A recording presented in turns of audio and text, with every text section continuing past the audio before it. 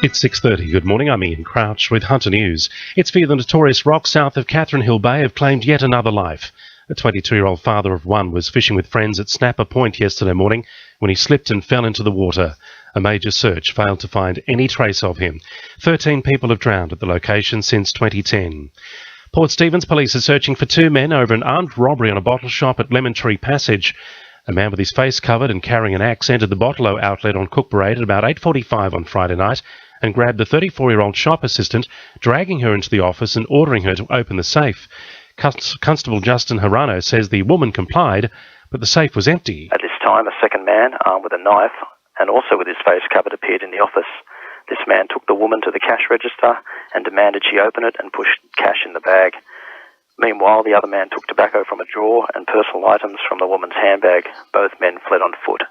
The woman was not injured. The Cancer Council has launched a fresh anti-smoking campaign in the Hunter, which would see a ban on selling cigarettes near schools. The Herald reports the council also wants to reduce the number of tobacco retailers in the region, with figures showing areas like Cessnock have some of the highest concentration of shops in the state. Independent Newcastle Ward 3 by-election candidate Kath Elliott is promising to take the pressure to the state government for immediate action on the Adamstown railway gates. It's on the back of reports indicating the crossing can close for between 4 and 6 hours daily, leaving motorists stranded and separating major parts of the city. Kath Elliott says it's time for an imminent solution. I don't mind what option the New South Wales government comes up with and funds. Whichever way we go, we need to do it soon. And a 6 to 20 year time frame for something like the Adamstown Gates, which has been a festering sore, is just way too long. So I'm basically saying I'm going to hold the New South Wales government to account to do something sooner rather than later, because we've had enough. Briefly, the NRL is investigating former Newcastle Knight turned Sea Eagle Willie Mason after he was thrown out of an Auckland night spot, and 35 workers have been left without a job following the sudden closure of the Metford confectionery factory last Friday. Now with sport, Belinda Delaceres. It's make or break for the Newcastle Jets today as owner Nathan Tinkler prepares to front a last chance meeting with the FFA in Sydney.